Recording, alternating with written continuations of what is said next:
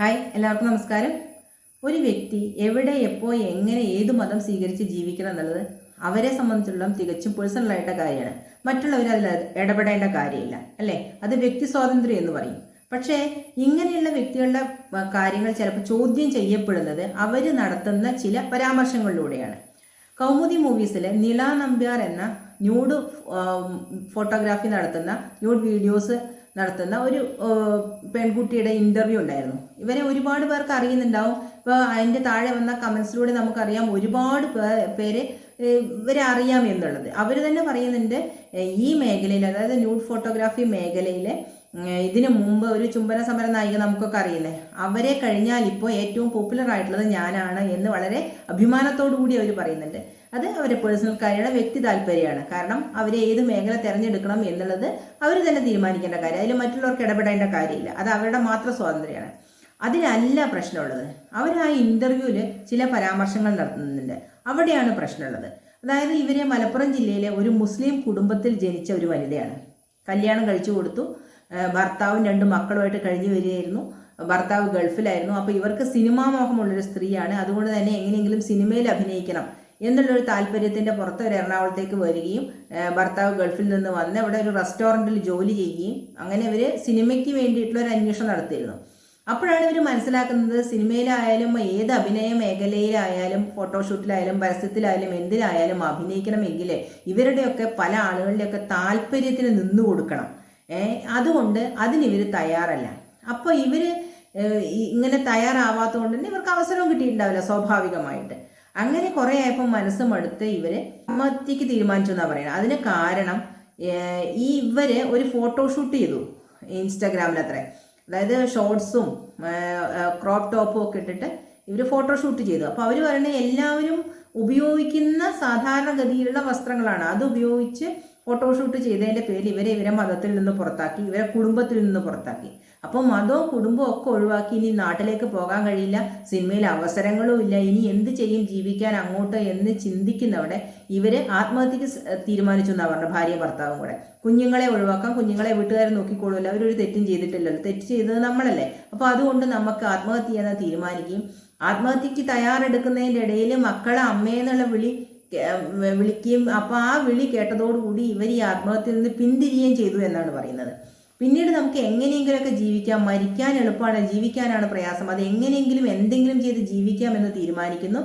അങ്ങനെ ഭാര്യയും ഭർത്താവും കൂടിയിട്ട് ഇങ്ങനൊരു മേഖല തിരഞ്ഞെടുക്കുന്നു. അതായത് ന്യൂഡ് ഫോട്ടോഗ്രാഫി എന്നുള്ള മേഖല തിരഞ്ഞെടുക്കുന്നു. സ്വന്തമായിട്ടൊരു വെബ്സൈറ്റ് തുടങ്ങുന്നു. അതിലൂടെ ഇവരുടെ ന്യൂഡ് ഫോട്ടോസും വീഡിയോസും ഒക്കെ പുറത്ത് വിട്ട് ഒരു നിശ്ചിത സംഖ്യ നിശ്ചയിച്ച് വരുമാനം സമ്പാദിക്കുന്നു.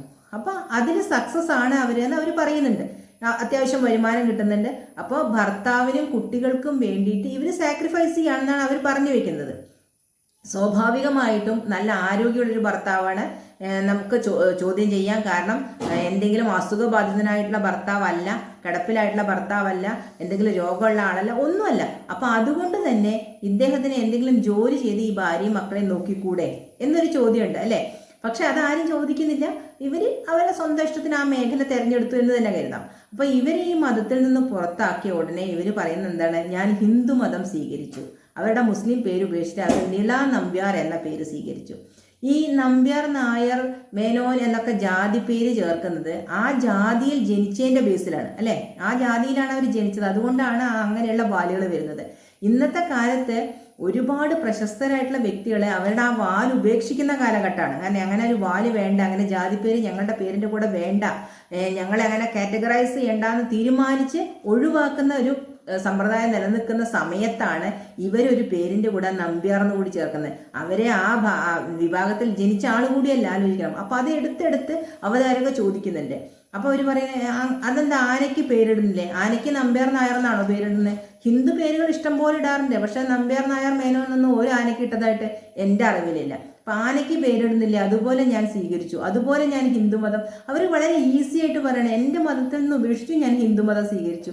അവർ ഹിന്ദുമതം പ്രോപ്പറായിട്ട് സ്വീകരിച്ചതാണോ, ഇനി പേര് മാത്രം ഹിന്ദു പേര് സ്വീകരിച്ചതാണോ നമുക്കറിയില്ല. ഹിന്ദുമതം പ്രോപ്പറായി സ്വീകരിക്കുന്ന അതിൻ്റെതായിട്ടുള്ള കാര്യങ്ങളും ഒക്കെ ഉണ്ട് ഹിന്ദുമതത്തിൽ ചേരാൻ വേണ്ടിയിട്ട്. അങ്ങനെ ചേർന്നോ എന്ന് ആങ്കർ ചോദിക്കുന്നുണ്ട്. അവർ ചേർന്നു എന്ന് പറയുന്നില്ല, നമുക്കതിനെക്കുറിച്ച് ഡീറ്റെയിൽഡ് ആയിട്ട് അറിയില്ല. എന്ത് തന്നെയായാലും അവർ ഹിന്ദുമതം സ്വീകരിച്ചു എന്ന് പറയുന്നുണ്ട്. അപ്പം അവരുടെ മതത്തിൽ നിന്ന് പുറത്താക്കി ഉടനെ സ്വീകരിക്കാനുള്ള മതമാണോ ഹിന്ദുമതം? അതാണ് എനിക്ക് ചോദിക്കാനുള്ളത്. എന്ത് തോന്നിയവാസവും ചെയ്യാൻ പറ്റിയ മതമാണോ ഹിന്ദുമതം? അങ്ങനെയാണോ ഇവർ ധരിച്ചു വെച്ചിരിക്കുന്നത്? അവരുടെ സംസാരത്തിൽ നിന്ന് നമുക്ക് മനസ്സിലാക്കാൻ കഴിയുന്നതാണ്. ഫ്രീഡം എന്ന് പറഞ്ഞാൽ എന്തും ചെയ്യാനുള്ള ഫ്രീഡമുള്ള മതമാണോ ഹിന്ദുമതം? അത് വിചാരിച്ചിട്ടാണോ ഇങ്ങനെയുള്ളവരൊക്കെ ഹിന്ദുമതം സ്വീകരിക്കുന്നത്? അല്ലാതെ ഹിന്ദുമതത്തിനോട് ഇഷ്ടമുള്ളത് കൊണ്ടോ ഹിന്ദുമതത്തിന്റെ കാഴ്ചപ്പാടുകളോട് ഇഷ്ടമുള്ളത് കൊണ്ടോ അവരുടെ ആചാരാനുഷ്ഠാനങ്ങളോട് ഇഷ്ടമുള്ളത് കൊണ്ടോ അല്ല ഇവരിത് സ്വീകരിക്കുന്നത്. ഈ മതം സ്വീകരിച്ചാൽ എന്തും ചെയ്യാം, ആരും ചോദ്യം ചെയ്യില്ല എന്നുള്ളത് കൊണ്ട് സ്വീകരിക്കുന്നു എന്നാണ് അവർ പറഞ്ഞു വെച്ചത്. അതിൻ്റെ കൂട്ടത്തിൽ അവർ പറയുന്നുണ്ട് അവരുടെ മതപ്രകാരമുള്ള പിന്നെ പ്രാർത്ഥനകൾ അവരിപ്പോഴും നിർവഹിക്കാറുണ്ട് എന്നവർ പറയുന്നുണ്ട്. അത് ഒരു വ്യക്തിയെ സംബന്ധിച്ചിടത്തോളം നമ്മൾ ജനിച്ചു വളർന്ന ചുറ്റുപാടുകൾ നമ്മൾ എന്താണോ ശീലിച്ച് പോരുന്നത് അത് നമ്മുടെ ഉള്ളിൽ നിലനിൽക്കും. എത്ര മാറ്റാൻ ശ്രമിച്ചാലും മാറ്റാൻ കഴിയില്ല. അപ്പം അവർ ജീവിച്ച ചുറ്റുപാടിലുള്ള അവരുടെ പ്രാർത്ഥനയും അവരുടെ മതചടങ്ങുകളും മറ്റ് കാര്യങ്ങളും പ്രാർത്ഥനാ രീതികളും ഒക്കെ അവർ ഫോളോ ചെയ്തുകൊണ്ടിരിക്കും മരണം വരെ. പിന്നെ എന്തിനാണ് ഈ ഉഡായിപ്പ്? അതാണ് എനിക്കറിയാത്തത്. പേര് സ്വീകരിച്ചോട്ടെ, പക്ഷെ ഹിന്ദുമതം സ്വീകരിച്ചു എന്തിനു പറയും? ഞാനൊരു പേര് സ്വീകരിച്ചു, എത്രയോ പേര് അല്ലേ നമുക്കറിയാം. നയൻതാരയൊക്കെ ഡയാനയാണ്. അപ്പൊ നയൻതാര എന്ന പേര് സ്വീകരിച്ചു. പിന്നീട് ഇപ്പൊ ഈ അടുത്തെപ്പോഴോ ആണ് എനിക്ക് തോന്നുന്നു അവര് ഹിന്ദുമതം സ്വീകരിച്ചത്. പക്ഷെ അങ്ങനെയുള്ള എത്രയോ പേര്, ഉഷേനെ അറിയാം നമുക്കല്ലേ, നടി ഉഷ, അവർ മുസ്ലിമാണ്. അപ്പോൾ സിനിമയ്ക്ക് വേണ്ടിയിട്ടാണ് പേര് മാറ്റി. അങ്ങനെ സിനിമയ്ക്ക് വേണ്ടി പേര് മാറ്റി എത്രയോ പേര്. അതിനെന്തിന് ഹിന്ദുമതം സ്വീകരിക്കണം? അതിൻ്റെ ആവശ്യമില്ല. പേര് ആർക്ക് വേണമെങ്കിലും ഏത് പേര് വേണമെങ്കിലും സ്വീകരിക്കാം. പക്ഷെ ഇവരുടേതായിട്ടുള്ള മതപരമായിട്ടുള്ള കാര്യങ്ങളും പ്രാർത്ഥനകളും ഒക്കെ ഫോളോ ചെയ്യുകയും ഞാൻ ഹിന്ദുമതം സ്വീകരിക്കുകയും ചെയ്തു എന്ന് പറയുന്നവിടെയാണ് ഈ പ്രശ്നം വരുന്നത്. അവിടെയാണ് ഈ പ്രശ്നം വരുന്നത്. ആരെ ബോധിപ്പിക്കാനാണ്? സ്വയം ബോധ്യപ്പെട്ടാൽ മതി. മറ്റുള്ളവരെ അവരങ്ങനെ ചിന്തിക്കുന്ന ആളാണല്ലേ. ഇത്രയും ധൈര്യപൂർവ്വം എങ്ങനെ ന്യൂഡ് ഫോട്ടോഗ്രാഫി ചെയ്യാൻ മുന്നോട്ട് വന്ന ഒരു സ്ത്രീ മതത്തിന്റെ പേരിൽ മാത്രം മറ്റുള്ളവരെ എന്തിനു ഭയപ്പെടണം? മതത്തിന്റെ പേരിൽ മറ്റുള്ളവരെ കണ്ണു കെട്ടാൻ എന്തിനു ശ്രമിക്കണം? അതാണ് എനിക്ക് അറിയാത്ത ചോദ്യം. അപ്പോൾ ആ മതവിഭാഗത്തിൽപ്പെട്ടവരെ കൂടി അപമാനിക്കാനുള്ള ഒരു ചോയ്സ് അല്ലേ അവർ കണ്ടുപിടിച്ചത് എന്ന് എനിക്ക് ചോദിക്കാനുള്ളൂ. കാരണം എൻ്റെ മതത്തിൽ നിന്നുകൊണ്ട് പറ്റില്ല, നിങ്ങളുടെ മതത്തിൽ നിന്നുകൊണ്ട് ആവാം എന്ന് അവർ പറഞ്ഞു വെക്കുകയാണ്. അതൊക്കെ വ്യക്തികളുടെ കാര്യമാണ്. പക്ഷെ ഒരു മതത്തെയും എന്തിന്റെ പേരിലും അപമാനിക്കരുത് എന്ന് മാത്രമേ പറയാനുള്ളൂ. ഈ മതത്തിൽ പോയാൽ ഇങ്ങനെ ആവാം എന്നൊരു കാഴ്ചപ്പാട് മറ്റുള്ളവർക്ക് കൊടുക്കുന്നത് ശരിയല്ല. അതാണ് അവർ ആ ഇന്റർവ്യൂവിൽ പറയുന്നത്. അതുപോലെ തന്നെ അവർ പറയുന്നുണ്ട്, ഒരു നിവൃത്തിയുമില്ലാത്തൊരു ഘട്ടത്തിൽ ആത്മഹത്യയുടെ വക്കിൽ നിൽക്കുമ്പോഴാണ് ഇങ്ങനെയൊരു ന്യൂഡ് ഫോട്ടോഗ്രാഫി എന്ന മേഖല തിരഞ്ഞെടുക്കേണ്ടി വന്നത്. ഭർത്താവിൻ്റെ കൂടെ പുറത്തു പോകാറില്ല, മക്കളുടെ സ്കൂളിൽ പോകാറില്ല, മക്കളുടെ കൂടെ പുറത്തു പോകാറില്ല, പുറത്തു പോയാൽ തന്നെ മുഖം മറച്ചിട്ടാണ് പോകുന്നത്. എന്തൊരു ഗതികെട്ട ജീവിതമാണെന്ന് ആലോചിച്ച് നോക്കൂ. അതായത് അത്യാഡംബരമായിട്ട് ജീവിക്കാൻ വേണ്ടിയിട്ട് അവർ ചെയ്ത പ്രവൃത്തിയാണ്, അല്ലാതെ ജീവിച്ചു പോകാൻ വേണ്ടി ചെയ്തല്ല. അത്യാഡംബരമായിട്ട് ജീവിക്കാൻ വേണ്ടിയിട്ട് അവർ ചെയ്ത പണിയാണ്. അത് തന്നെയാണ് അവർ ഉദ്ദേശിച്ചതും. കാരണം നമുക്കറിയാം, ആരോഗ്യമുള്ളൊരു ഭർത്താവാണ് കൂടെയുള്ള. എന്തെങ്കിലും ഒരു ജോലി ചെയ്ത് ആ മക്കളെയും പോയിട്ട് ഇവർക്കും എന്തെങ്കിലും ഒരു ജോലിക്ക് പോയി അല്ലെങ്കിൽ സ്വയമായിട്ടുള്ള എന്തെങ്കിലും ഒരു തൊഴിൽ വീട്ടിലിരുന്ന് ചെയ്ത് മുന്നോട്ട് പോകാം അല്ലെ. ഭാര്യയ്ക്കും ഭർത്താവിനും മാന്യമായിട്ട് അത്യാവശ്യം കുഴപ്പമില്ലാത്ത രീതിയിൽ നമുക്ക് എവിടെ വേണമെങ്കിലും ജീവിച്ചു പോകാം. നമുക്കറിയാം, നമ്മുടെ സമൂഹത്തിൽ തളർവാദം പിടിച്ചു കിടക്കുന്ന ഭർത്താക്കന്മാരുള്ള ആൾക്കാരുണ്ട്, അസുഖബാധിതരായിട്ടുള്ള ഭർത്താക്കന്മാരുള്ള സ്ത്രീകളുണ്ട്.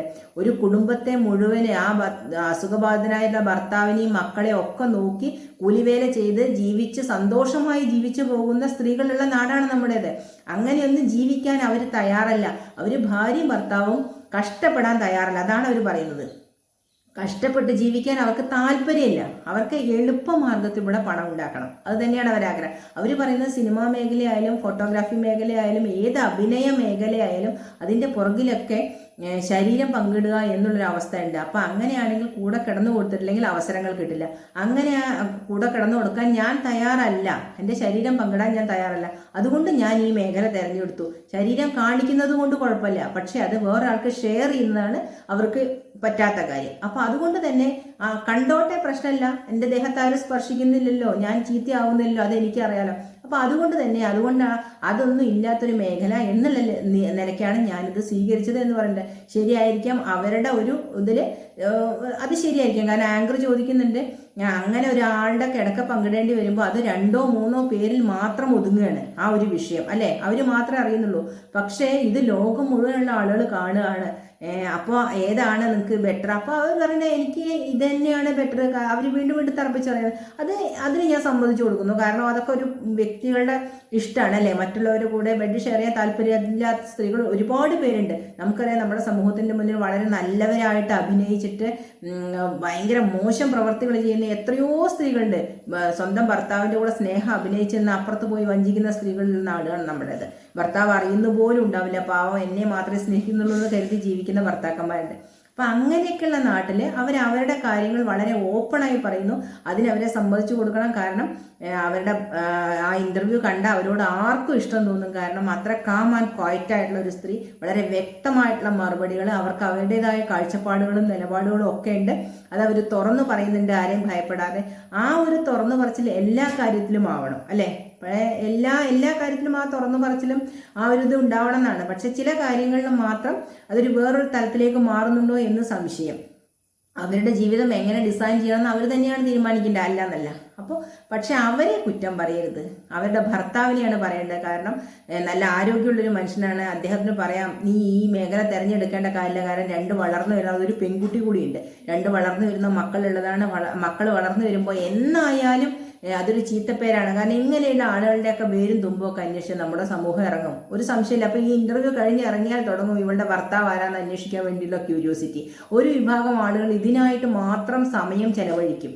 അപ്പോൾ ഇത് എന്തായാലും പുറത്തു വരും, മക്കൾക്ക് ചീത്തപ്പേരാവും. അപ്പോൾ അതുകൊണ്ട് തന്നെ ഇപ്പം നിലവിൽ നമുക്ക് ആരോഗ്യ പ്രശ്നങ്ങളൊന്നുമില്ലല്ലോ, നമുക്ക് രണ്ടാം കൂടി എങ്ങനെയെങ്കിലും അധ്വാനിച്ച് ജീവിക്കാം എന്ന് പറഞ്ഞ് മുന്നോട്ട് പോകേണ്ടത് ആ ഭർത്താവായിരുന്നു.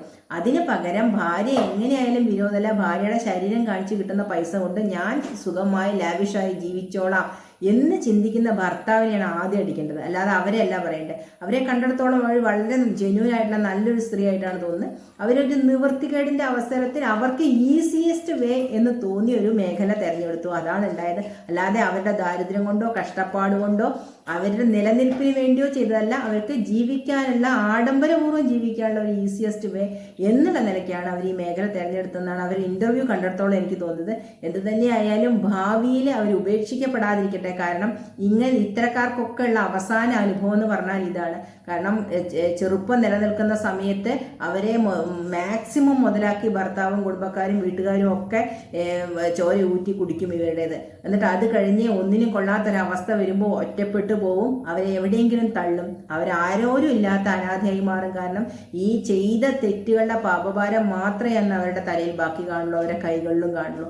ഈ കൂടെ നിന്ന ഭർത്താവോ ഇവരുടെ പിന്നെ ശരീരം വിറ്റ് തിന്ന് ജീവിച്ച ആൾക്കാരും തന്നെ ഇവരോടൊപ്പം കാണാറില്ല. നമ്മളുടെ മുൻകാല അനുഭവങ്ങളൊക്കെ അത് തന്നെയാണ് പറയുന്നത്. നമുക്കറിയാം മുൻപ് ഉണ്ടായിട്ടുള്ള പല ആളുകളും ഈ മേഖലയിൽ ഇങ്ങനെ ദുരിതം അനുഭവിക്കുന്നവരുണ്ട്. അപ്പോൾ അതുകൊണ്ട് തന്നെ അങ്ങനെ ഒരു അവസ്ഥ അവർക്ക് വരാതിരിക്കട്ടെ, അതിനുള്ളൊരു സേഫ്റ്റി മെഷർ ഇവർ എന്തെങ്കിലും എടുക്കട്ടെ എന്ന് തന്നെയാണ് എനിക്ക് പറയാനുള്ളത്. കാരണം ഇവരത് മനസ്സിലാക്കിയാൽ നല്ലത്.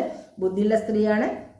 നാളെ എൻ്റെ ആവശ്യം കഴിഞ്ഞു കഴിഞ്ഞാൽ, ഇവരൊക്കെ ഒരു സേഫ് സോണിൽ എത്തിക്കഴിഞ്ഞു കഴിഞ്ഞാൽ ഞാൻ തഴയപ്പെടും എന്നുള്ളൊരു ചിന്ത എപ്പോഴും ഉണ്ടായിക്കോട്ടെ. അല്ലാതെ മക്കൾക്കും ഭർത്താവിനും വേണ്ടി മാത്രമാവരുത് അവരുടെ ലൈഫ്, അവർക്ക് കൂടി വേണ്ടി ആവട്ടെ. അങ്ങനെ അവർ ചിന്തിക്കട്ടെ എന്ന് തന്നെയാണ് എൻ്റെ ഒരു ആഗ്രഹം.